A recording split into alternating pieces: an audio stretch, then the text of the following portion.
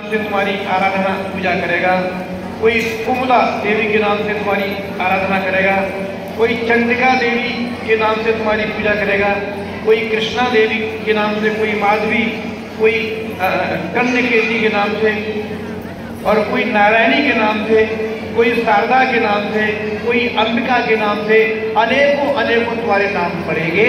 और जाओ, मैं तुम्हें शक्ति प्रदान करता हूँ।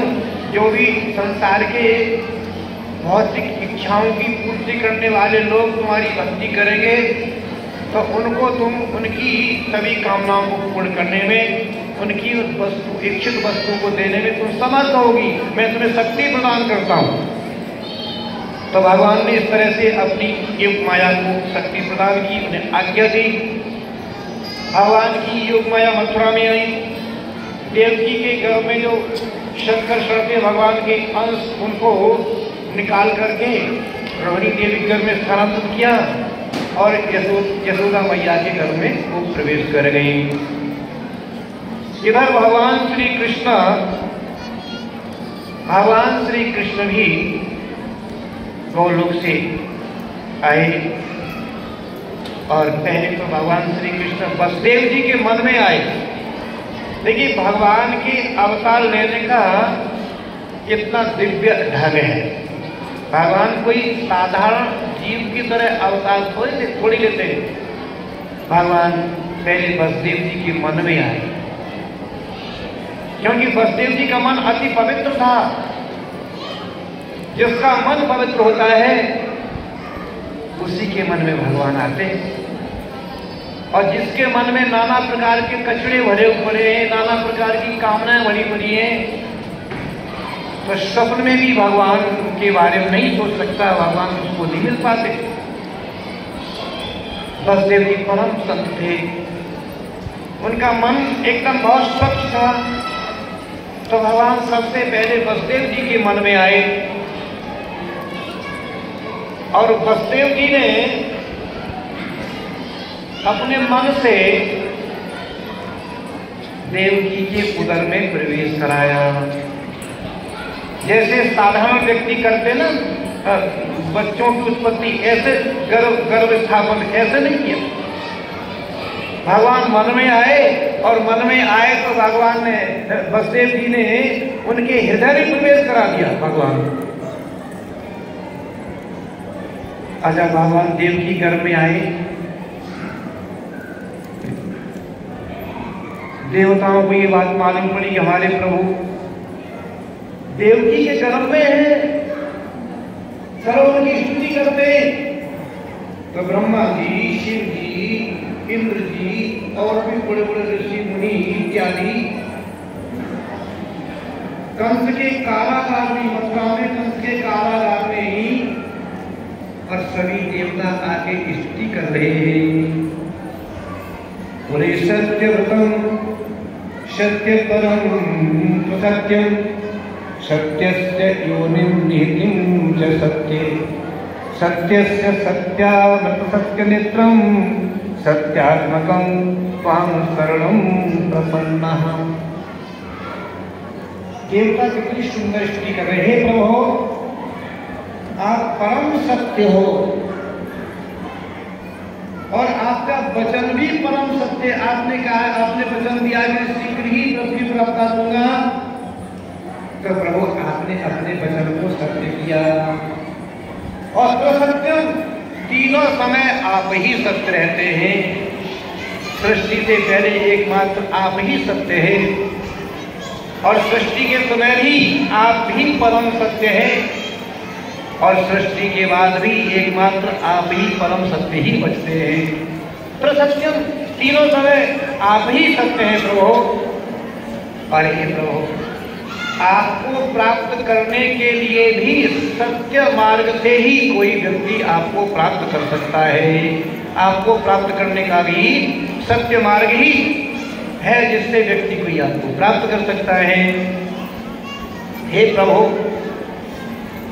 हे परम सत्य प्रभु, हम सभी आपकी शरण में हैं, हम सभी आपकी शरण में हैं प्रभु, हम सभी आपकी शरण में हैं, हमारी रक्षा करो। तो इस तरह से देवता लोग भगवान की बड़ी सुंदर स्तुति करके और फूलों की वर्षा करके भगवान में फूलों की वर्षा करते हैं, जबकि भगवान उसमें प्रकट भी नहीं हुए, माँ के गर्भ में हैं, फिर भी देवता उनकी स्तुति कर रहे हैं और पुष्पों की वर्षा करके देवता भगवान से प्रार्थना करके चले जाते हैं। शुकदेव गोस्वामी कहते राजन अब बड़ा ही सुंदर समय आया, अति सुंदर समय। भादों का महीना था, है ना, भादों का महीना, और महीना दो पक्ष होते हैं, तो कृष्ण पक्ष था, भादों का महीना कृष्ण पक्ष, और तिथि अष्टमी तिथि, दिन बुधवार, रोहिणी नक्षत्र, बड़ा ही सुंदर समय। शुकदेव गोस्वामी वर्णन करते हैं, अथ सर्वगुणोपेतः कालः परमसोहनम् यरि जन्मरिक्षं शांतरिक्षगृहतारकम्।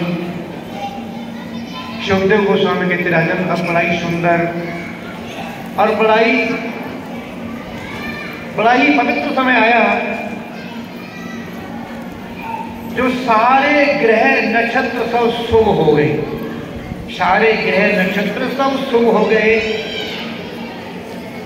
और आकाश स्वच्छ हो गया। जब भगवान के जन्मने का समय आया तो दिशाएं भी स्वच्छ हो गई, आकाश एकदम निर्मल हो गया और जो नदियों का सरोवरों का जल था वह भी स्वच्छ हो गया। रात्रि में, अर्धरात्रि में 12 बजे नदियों का जल स्वच्छ हो गया और आकाश निर्मल हो गया, दिशाएं सब स्वच्छ हो गई, सारी दिशाएं, और पृथ्वी मंगलमय हो गई। इधर देखो उधर पृथ्वी पर मंगल ही मंगल दिख रहा था। पृथ्वी, खेत खलिहान, गांव, नगर इत्यादि सब मंगलमय हो गई। नद्यः प्रसन्न सलिला हृदय जलवहाश्रयः ध्वजाल पुलसन्नादस्तंका वनराज। साधन नदियों का जल स्वच्छ हो गया और जो सरोवर थे उन सरोवरों का जल भी एकदम स्वच्छ हो गया। जबकि बरसात में नदियों का सरोवरों का जल थोड़ा गंदा होता है, इसी होते तो स्वयं ही अपने आप स्वच्छ एकदम जल स्वच्छ हो गया और उस स्वच्छ जल के सरोवरों में बड़े सुंदर सुंदर पुष्प खिल गए। उन पुष्पों की सुगंध को लेकर के शीतल मंद सुगंध वायु बहने लगी। राजन उस समय रात्रि में जितने वृक्ष थे वन में, वृंदावन में, मथुरा मंडल में, उन सारे वृक्ष फल और फूलों से लग गए। वो नहीं देखा किस ऋतु में कौन सा फल कौन सा फूल आता है, बिना रुत के देखे हुए एकदम बसंत ऋतु जैसी होती। चिड़िया नाना प्रकार के कलरव कर रही हैं, चहक रही है, मोर नृत्य कर रहे हैं, कोयल कू कर रही है, बड़ा ही सुंदर वातावरण, घोड़े गुंजार कर रहे हैं। और जिन ब्राह्मणों के यज्ञ कुंड की अग्नियां हैं, असुरों ने हमेशा जब बुझा दी थी, उनके यज्ञ को नहीं करने देते थे, तो उन ब्राह्मणों के यज्ञ कुंड की अग्नियां बुझी पड़ी थी कई सालों से, बहुत समय से। आज को उन ब्राह्मणों के यज्ञ कुंड की अग्नियां स्वतः ही प्रज्वलित हो गई और जो संत लोग थे, भक्त लोग थे, साधु लोग थे उनके सहसा अपने आप ही मन प्रसन्न होने लगे। अभी भगवान का जन्म नहीं हुआ है, जन्म लेने से पहले ही ये सुंदर वातावरण हो रहा है, बड़े सुंदर शुभ लक्षण हो रहे हैं। और आकाश में दुदुम्बियां बजने लगी, नगाड़े इत्यादि बजने लगे और किन्नर इत्यादि भगवान की गुणों को गाने लगे। मंद मंद बादल, धीरे धीरे बादल भी गरजने लगा, धीरे धीरे बादल गरज रहा है और बादलों की गरज के साथ ही समुद्र की जो लहरों की आवाज, वो भी ऐसी आवाज आ रही है मानो बादलों की गर्जना और समुद्र के लहरों की आवाज सब मिलकर के चल रही है। आकाश मार्ग से ऋषि और देवता श्वेत श्वेत फूलों की वर्षा कर रहे हैं, बड़ा ही सुंदर वातावरण है। राजन अर्धरात्रि की ऋषि थे तम अद्भुते जायमानी जनार्दन। भगवान श्री कृष्ण के जन्म लेने का समय आया तो अर्धरात्रि की, ठीक रात्रि के 12 बजे देवक्या देवरूपिण्या विष्णु स्वरूप, जो देवकी साक्षात देव स्वरूपिणी थी और उनके हृदय में आकर के भगवान, उनके हृदय से भगवान कैसे प्रकट हुए? बोले आगरा सी तथा प्राच्यो दिशींद्र पुष्कला, जिस प्रकार पूर्व दिशा में चंद्रमा उदय होते हैं उसी प्रकार भगवान देवकी के गर्भ से प्रकट हुए। बड़ा ही सुंदर बालक, कैसा बालक था?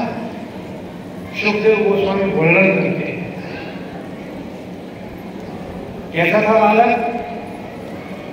प्रीतम अद्भुतम बालकम उजेक्षणम चतुर्भुजम शंखगदायुधायुधम श्रीवत्सलक्ष्मणं गलशोभिकौस्तुभं पीताम्बरं सान्द्रपयोधृशोभनम्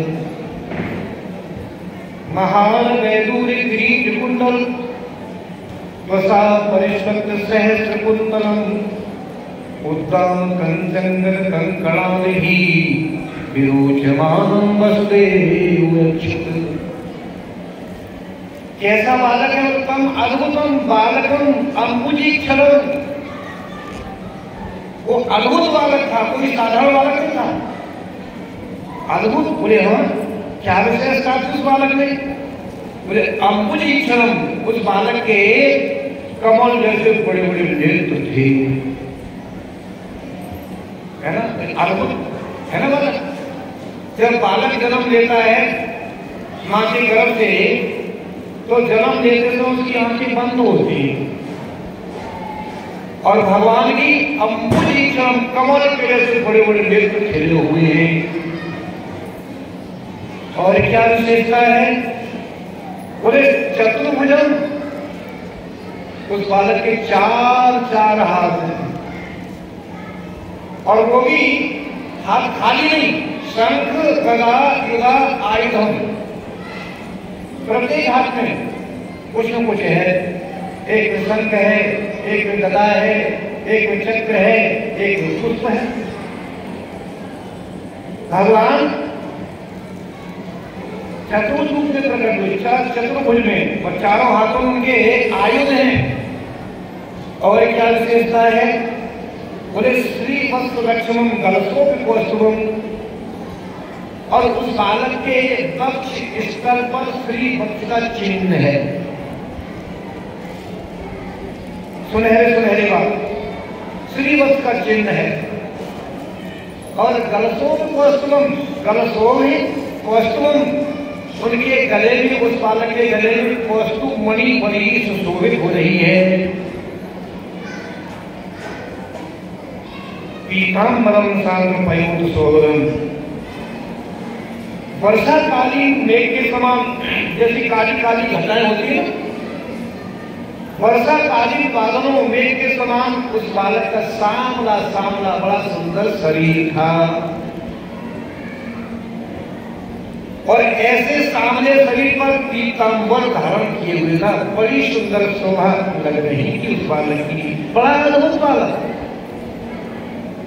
और महार वैदुर किरीट कुंडल, उस बालक के कुंडल मुकुट सब क्रीट के बने हुए थे, अमूल्य क्रीट।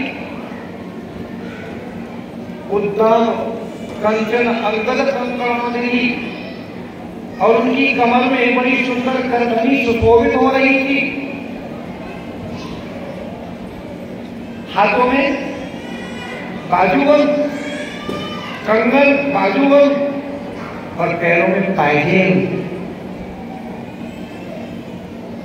बड़ी सुंदर शोभा दे रही। तो ऐसा दिव्य बालक, तो भगवान का जन्म दिव्य है, साधारण नहीं। कुछ मूर्ख लोग कह देते हैं, अरे भगवान क्या भगवान है, वो भी माँ के गर्भ में आए, हम भी माँ के गर्भ में आए, और भगवान भी माँ के गर्भ में आए, तो हमें उनका अंतर कहाँ आया? हम भी भगवान हो सकते हैं, वही भगवान हम भी भगवान हो सकते हैं। मूर्ख लोग ऐसे बोलते हैं, लेकिन भगवान ने गीता में कह दिया कि मेरा जन्म साधारण नहीं है, जन्म कर्म च मे दिव्यम, मेरे जन्म दिव्य है और मेरे कार्यकलाप भी दिव्य है। जब उस बालक को देखा, सबसे पहले वसुदेव जी को देखा। जैसे वसुदेव जी ने वो बालक को देखा तो वसुदेव जी बोले, बिंदु असि भगवान साक्षात पुरुषः प्रकृते परः। हे प्रभु, मैं जान गया आप साक्षात प्रकृति से परे साक्षात परम पुरुष भगवान हैं,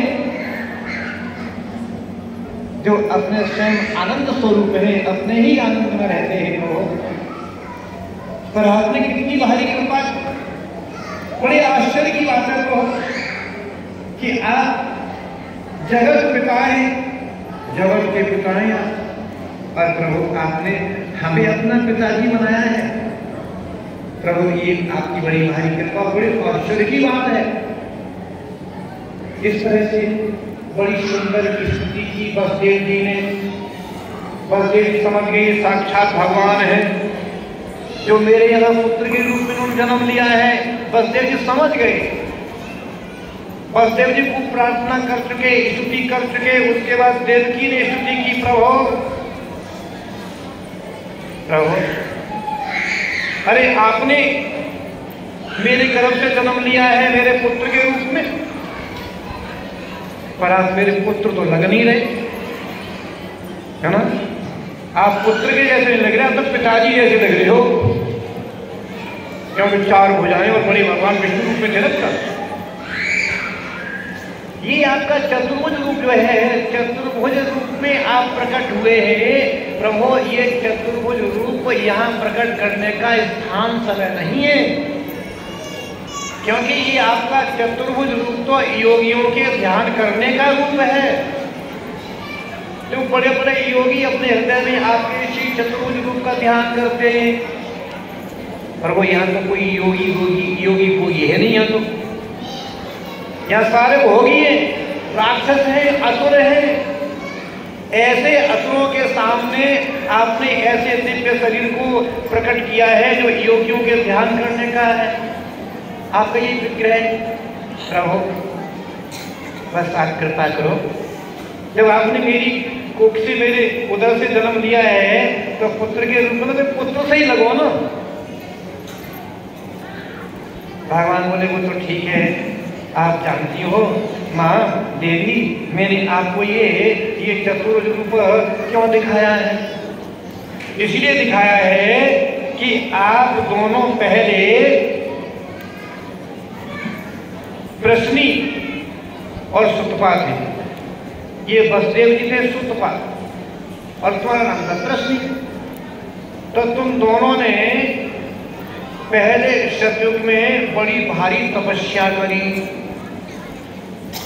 12,000 वर्ष तक तुमने दिव्य, जो देवताओं के वर्ष होते हैं, आपने 12,000 वर्षों तक बड़ी भारी तपस्या करी और मेरा ही ध्यान करती थी, तो मैंने दर्शन दिया तुमको दोनों को और कहा कि वरदान मांग लो।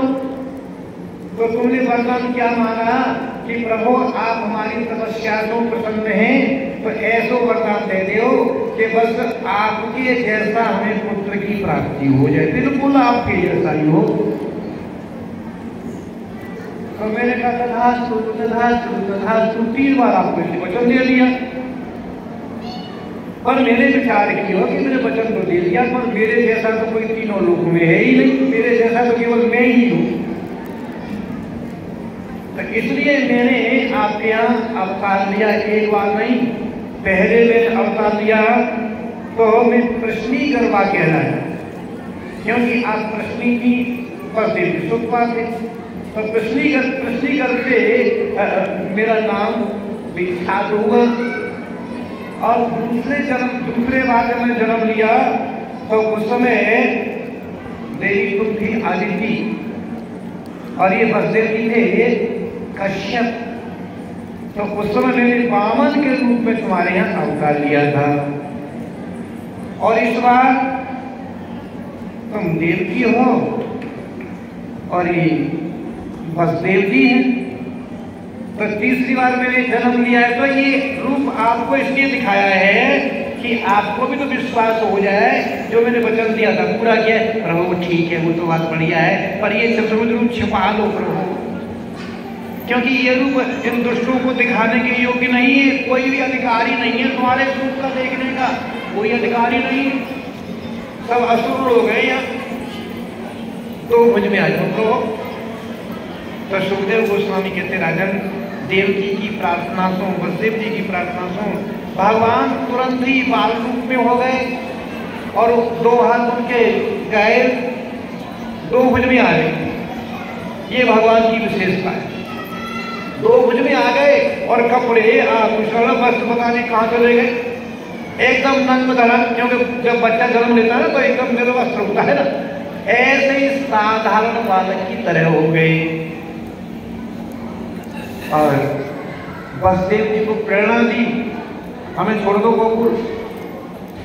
तो वसुदेव जी भगवान की प्रेरणा से जब कन्हैया को, बालक को ले जाने के लिए तैयार हुए तो बंधे हुए, उनके हाथ में बेड़ियां पड़ी हुई है, हथकड़ी पड़ी हुई है, पैरों में बेड़ियां हैं, और एक दो फाटक गेट के भीतर है नहीं, 7 फाटक बंद है और सब में बहुत बड़े ताले लगे हुए हैं और बड़े सावधानी से पहरेदार पहरा दे रहे हैं और बहुत सारी व्यवस्था है, बड़ी भारी रखवाली है, बड़ी भारी निगरानी है।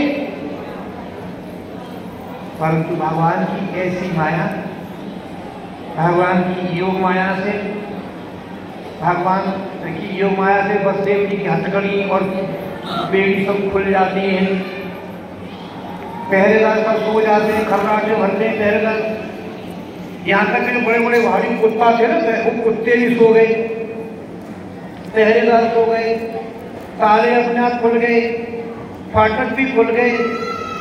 वसुदेव जी बालक को जब लेकर के चले, अर्धरात्रि थी, भादों का महीना, वर्षा जैसे भी वर्षा हो रही है, तो ऐसी वर्षा हो रही थी, रिमझिम वर्षा हो रही थी। वर्षा में अंधकार का मौसम था, क्योंकि कृष्ण पक्ष था, अंधेरा पात था, अंधकार था। वसुदेव जी बालक को लेके चले, जब वसुदेव जी बालक को लेके जा रहे हैं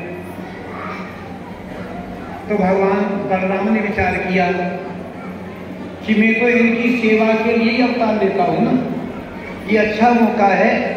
तो एक रूप से शेष के रूप में परिणत होकर के बलराम जी ने, शेष नाग ने अपने फणों से और ऊपर एकदम छाता सा तान दिया, जो हमारे प्रभु को किसी प्रकार का पानी से भीगे नहीं। और बस उनकी मणियों से थोड़ा प्रकाश भी निकलता जा रहा था, जिससे वसुदेव जी को रास्ता दिखती जा रही थी। अब वसुदेव जी बालक को लेके जा रहे थे, यमुना के किनारे पहुंचे। यमुना में बड़ा भारी जल था, वर्षा थी, बड़ा भारी जल था यमुना जी। बलदेव जी को यमुना पार कर दिए। कैसे यमुना पार करी? इधर यमुना जी ने देखा कि हमारे प्रभु आ रहे, साक्षात भगवान, और इनको रास्ता देने की भलाई है। समुद्र में जब भगवान श्री राम को मार्ग नहीं दिया, भगवान श्री राम को क्रोध आ गया, और उनके क्रोध से समुद्र के सारे जो जितने जीव थे ना, वो सब उनके क्रोध से भस्म होने लगे। तो इसलिए भगवान श्री कृष्ण को यमुना पार करने के लिए पहले रास्ता देने की भलाई है। तो यमुना जी का जल घोटनों घोटनों हो गया, थोड़ा जल हो गया। बलदेव जी बड़ी आसानी से अब यमुना को पार कर रहे हैं। अब जैसे ही यमुना में पहुंचे बलदेव जी, बस पार करते ही जा रहे थे, यमुना जी के मन में लालच आया। अरे जिन भगवान के चरणों को बड़े बड़े योगी ध्यान करते हैं और ध्यान में भी नहीं आते, योगियों के ध्यान करने वाले चरण जिनका लक्ष्मी हमेशा सेवन करती रहती है, और बड़े बड़े महाभागवत इन चरणों को अपने स्मरण करते हैं, इन चरणों की धूल को लेने के लिए सर्वस्व त्याग देते हैं। आज उन्हीं चरणों का मैं स्पर्श करूंगी, क्योंकि यहाँ अगर हमारे घर बैठे आए हमारे प्रभु, तो इनके चरणों का स्पर्श करना चाहिए। अब चरणों को स्पर्श करने का लोभ हुआ तो जमुना जी को जल बढ़ना ही पड़ेगा। जैसे जमुना जी का जल बढ़ा, अब बलदेव जी घबरा गए। बलदेव जी यहाँ तक चला गया, यहाँ तक बलदेव जी की गाड़ी भी डूब गई, है ना। अब यहाँ तक गले तक जल आ गया। बलदेव जी घबरा गए, मैं डूब जाऊं कोई बात नहीं, पर मेरे लाला की रक्षा हो जाए। पुकार पड़े, अरे कोई लो, कोई लो, यानी कोई लाला की रक्षा करो, ले लो, से बचाओ कोई। पर भगवान तो बड़े चतुर थे, भगवान ने अपना एक पैर पालने से नीचे लटका दिया। चतुर है ना, सब कुछ एक पैर नीचे लटका दिया। जैसे ही यमुना जी ने जमुना के पैर का स्पर्श किया, यमुना थोड़ी हो गई। और जैसे कोई लोग ने पुकारा, बलदेव जी को वहां कोयलो नाम का एक गाँव भी है, गोकुल के पास आज भी है वो। अब बलदेव जी गोकुल में पहुंचे, और वहां यशोदा जी की कन्या वही जो साक्षात योग माया की, उस योग माया के प्रभाव से यशोदा जी एकदम बेहोश, कोई होश नहीं था कि संतान हुई है कि नहीं हुई है, लड़का हुई है कि लड़की हुई है, कोई पता ही नहीं था। योग माया के प्रभाव से बेहोश थी। बलदेव जी गए, बस चुपके से अपने लाला को यशोदा की गोद में सुला दिया, और यशोदा ऐसी लेटी वही, वो कन्या उनकी पीठ के पीछे थी। इसलिए बताते हैं कभी भी माता अपने छोटे बच्चों को पीठ के पीछे नहीं सुला है, अपने हृदय से लगा के सुलाना चाहिए छोटे बच्चों। तब पीठ के पीछे वो कन्या थी, तो बलदेव जी ने अपने लाला को देव यशोदा की गोद में लाला को रख दिया, और पीछे जो कन्या थी उसको उठा करके चुपके से ले आए। यशोदा जी को कुछ भी पता नहीं लगा योग माया के प्रभाव से। और वापस जब जेल कारागार में आए, वही वो कन्या देवकी को दे दी, और जैसे ही जेल में वो अंदर प्रवेश रहे, तो उनके प्रवेश होने के बाद में सारे फाटक अपने आप ज्यों के त्यों लग गए, ताले भी लग गए, और उनकी हथकड़ी जो हथकड़ी और बेड़ियां थी वो भी लग गई, अपने आप बंधन में आ गए। तो इसका तात्पर्य क्या है? जब साक्षात कृष्ण गोद में आते हैं तो उनके सामने सारे बंधन ढीले पड़ जाते हैं, है ना, बंधन खुल जाते हैं। और जब माया गोद में आती है तो फिर बंधन हो जाता है। जब योग माया उनकी गोद में आई, फिर पुनः वही बंधन में, और ताले फाटक सब पुनः जैसे जैसे हो गए। वो लड़की रोने लगी, उसकी की रोने की आवाज को सुनकर के सारे टहलने लगे और वह भागे भागे कंस के पास गए, क्योंकि कंस हमेशा यही प्रतीक्षा करता रहता था कि देवी जोड़ी संतान हो और उसे तुरंत खबर दी जाती, तुरंत जाती मार देता था वो। और इस बार तो उसने विचार किया कि 7वीं संतान तो ऐसे ही नष्ट हो गई, मेरे घर से ही नष्ट हो गई, और 8वीं संतान में निश्चित रूप से मेरा काल ही है ये। यद्यपि कंस एक दिन देवकी को मारने के लिए भी गया था कि 8वीं संतान है, मेरा काल ही है, चलो जाके मार दो। पर जैसे देवकी को मारने गया, देवकी के पास पहुंचा, उसका एकदम भाव मन बदल गया। अरे ये तो स्त्री है और गर्भिणी है, इसको मारना ठीक नहीं, पाप लगेगा, चलो ये बच्चे को जन्म देंगे तो बच्चे को ही मार देंगे। सुखदेव गोस्वामी कहते राजन ये वही कंस है जब वशिष्ठ जी के समझाने पर भी देवकी को मारने के लिए तैयार था, नहीं मान रहा था, और आज से कोई समझाने वाला भी नहीं है, फिर भी अपने आप कहता नहीं ऐसा ये कार्य उचित नहीं है, ये बड़ा पाप लग जाएगा, अनुचित है, जब बच्चा जन्म ले लेगा तब मार देंगे उसे, ऐसा विचार करके वो वापस आ गया। पर अपने सभी पहरेदारों ने कह दिया कि ये आखिरी संतान हो, तुरंत जाके हमको सूचना देना। अब वही चिंतन करता रहता, संतान कब होगी, इसका मेरा काल ही होगी। तो सुखदेव गोस्वामी के हमेशा वो उसी का चिंतन करता था। आसीनः संसृष्टं भुंज्याम परतमहि चिंतयामो ऋषिकेशं पश्यते तन्मय जगत्। वो हमेशा उठते समय, बैठते समय, सोते समय, खाते समय, लेटते समय हमेशा कृष्ण ही चिंतन करता था कि पता नहीं वो काला काला मुरली वाला वो पता नहीं वो कब प्रकट हो जाए। पर चिंतन करते करते वो कृष्ण सारे जगत को कृष्णमय देखता था। जब उसे सूचना मिली कि देवकी की आखिरी संतान हुई है, बस तुरंत उठा और उठते ही तलवार हाथ में ली, बाल उसके बिखरे हुए, न तो उसने मुकुट बांधा है, न और वैसे कपड़े पहने जैसे रात्रि को कपड़े पहनते हैं, उन्हीं कपड़ों को पहने हुए, उनकी ड्रेस को पहने हुए, तलवार हाथ में लेके और बड़ी तेजी से खटखड़ा कहीं गिर भी जाता था। इस बार मेरा काल ही हुआ है, आखिरी संतान तो मेरा काल ही है, कहीं बढ़ न जाए, बड़ी होगी तो मारना मुश्किल होगा, अभी जाके मारते हैं। बड़ी तेजी से भागता आया और देवकी की संतान जो कन्या थी उसको मारने का विचार किया। देवकी बोली भैया दया करो, इस बार कृपा करो, दया करो, मैं दया की भीख मांग रही हूँ, मैंने कभी आपसे दया की भीख नहीं मांगी, कभी मैंने आपसे कुछ नहीं कहा, भैया इस बार मैं आपसे प्रार्थना कर रही हूँ, आपसे भीख मांग रही हूँ, इस बार इस कन्या को मत मारो, ये कन्या है तुम्हारी भांजी है, निर्दोष बच्ची है। नहीं दिखाओ से कन्या कैसे हो सकती है, आत्मा मेरा काल होता है, कन्या कैसे लो। जबरदस्ती देवकी को छीन दिया, देवकी की तारीफ होती रही, और जैसे ही कन्या को देखा कि कन्या कैसे हुई, और उसको भी मारना चाहा, उसने जैसे ही घुमा रहा था उसके हाथ से छूट गई, आकाश मार्ग में अष्टभुजी देवी बन गई और खिलखिला के हंसने लगी। बोली अरे मूर्ख, बोले किम मया हगयाम जातः खलकलाम यत्र भवासर पूर्व शत्रु माहिंसी कृपणान प्रथा।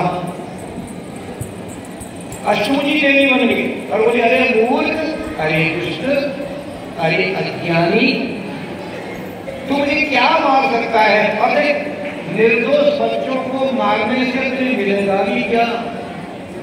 क्यों?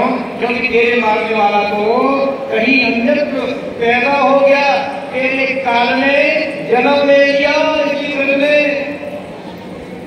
निर्दोष बच्चों को मारना क्या लाभ मिलेगा? ऐसा कह करके वो अष्टभुजी देवी अंतर्धान हो जाती है। अब कंस थोड़ा आश्चर्य पड़ जाता है, अरे क्या देववाणी, क्या देवता भी झूठ बोलते नहीं, आकाशवाणी ने झूठ बोला क्या? देव जी की आत्म संतान मेरा काल बताइए, और ये देवी क्या की गई है कि तुम्हारे मांगने वाला काल कहीं अन्य कहीं दूसरे स्थान पर जन्म ले लिया। बड़े आश्चर्य और हैरियत भी हो गया, क्योंकि अष्टभुजी देवी की ना कि वो आसुरी स्वभाव के लोग होते हैं, वो भगवान के ऐश्वर्य को, भगवान की शक्ति को थोड़ी समझते हैं, तुच्छ मानते हैं, और देवी देवताओं को उनकी बड़ी भारी, वो ये बड़ी भारी भाई बड़ी शक्तिशाली होते हैं ऐसे समझते हैं। विचार किया अष्टभुजी देवी है, ये रुष्ट हो जाएगी, इसकी माँ को मैंने बड़ा भारी कष्ट दिया है, देवकी से जन्म लिया है इसने, तो इसकी माँ को देवकी को बड़ा भारी कष्ट दिया है, चलो देवकी से प्रार्थना करें, उनसे माफी मांग ले, इतनी भलाई है हमारी। अब कंस कारागार में आया, कारागार में आके उसने पहले तो देवकी और वसुदेव को बंधन से मुक्त कर दिया, बेड़ी हथकड़ी सब निकाल दी, और हाथ जोड़ करके प्रार्थना करने लगा वसुदेव जी से और अपनी बहन से, मेरी बहन मुझे क्षमा करना, मैंने देवताओं के बहकाने में आकर के, उनकी बातों में आकर के मैंने तुम्हारे 6 पुत्रों की हत्या कर दी, 7वां तो ऐसी तरह डर से ही नष्ट हो गया तुम्हारा कर, और 8वीं तुम्हारी कन्या वही, वो भी देवी बनी, मुझे क्षमा करना, बड़ा भारी अपराध हुआ। और मैं जानता हूँ हे वसुदेव जी, आप तो एकदम साधु स्वभाव के हैं, साधु संतों का स्वभाव होता है कोई कितना ही भारी अपराध कर दे और बस हाथ जोड़ करके वांछा करुद्रव्य कृपा सिंधु ये बच्चा बसता नाम पापने भी हो वैसे भी हो नमो नमः, बस इस तरह से प्रणाम से माफी मांग ले तो बस बैठना बड़े कोमल हृदय के होते उसे क्षमा कर देते। कहे वसुदेव जी आप तो परम वैष्णव हो, हमने बड़ा भारी अपराध किया है आपके चरणों में, हमको क्षमा कर दो। तो वसुदेव जी और देवकी ने कहा ये तुम्हारा कोई दोष नहीं है, ये तो विधाता की ऐसी गति है, तो उसे कोई मिट नहीं सकता है। तो उन दोनों ने उसको क्षमा कर दिया। शिवदेव गोस्वामी कहते राजन, इधर जब उस कन्या ने ये कहा कि तेरे मांगने वाला कहीं गलती उत्पन्न हो गया है, थोड़ा आश्चर्य में उसमें भारी मीटिंग हो रही, आखिर वो बालक ने कहाँ जन्म दिया है, तो वो तो विचार विमर्श कर रहा है मथुरा में बैठा बैठा। उधर गोकुल में नंद बाबा को बताई किसी गोपी ने, अरे बाबा तुम्हारे यहाँ यशोदा मैया ने लाला को जन्म दिया है, और जैसे ही नंद बाबा को सुनी कि हमारे यहाँ पुत्र की प्राप्ति हुई, बड़े प्रसन्न हुए, अति प्रसन्न हुए। उन्होंने बहुत सारे ब्राह्मणों को दान दे दिए तुरंत। आज उन्होंने बड़ी भारी धूमधाम से अपने लाला का जन्मोत्सव मनाया, और ब्रज में गोकुल में जो भी गोपी लोग सुनते हैं, सब गाड़े दौड़े बड़ी उत्सुकता से, बड़े भाव से वहां आते हैं। और जिसके हाथ में जैसी भेंट होती है, किसी के हाथ में दही की मटकी है, तो किसी के हाथ में माखन की मटकी, तो किसी के हाथ में दूध है, जो जिसके हाथ में पड़ता है वही उपहार लेकर के आते नंद बाबा के यहाँ, और बड़ी धूमधाम से नंद घर आनंद भयो, जय कन्हैया लाल की, जय कन्हैया लाल की, जय लालू दयाल की। तो बड़ी भारी धूमधाम से नंद के यहाँ खूब आनंद मनाया, और इस तरह से कन्हैया ने जन्म लिया था मथुरा में, और कन्हैया आ गए गोकुल नंद बाबा की यहाँ, यशोदा मैया की यहाँ। तो यही कथा विराम देते हैं। भगवान का आज जन्मदिन है, तो भगवान के जन्मदिन की कथा सुनाई। भगवान का जन्म किस प्रकार होता है, भगवान का जन्म साधारण नहीं है, वो आप लोगों ने कई बार सुना होगा। फिर भी भगवान की कथा ऐसी है कि बस हमें नई लगती की बात हो, पर नई लगती है, मानो अभी कैसे भगवान का जन्म हुआ है ऐसा लगती है। तो आइए कथा का काम होता है। हमारे मंदिर के अध्यक्ष आपको अगला कार्यक्रम बताएंगे क्या है।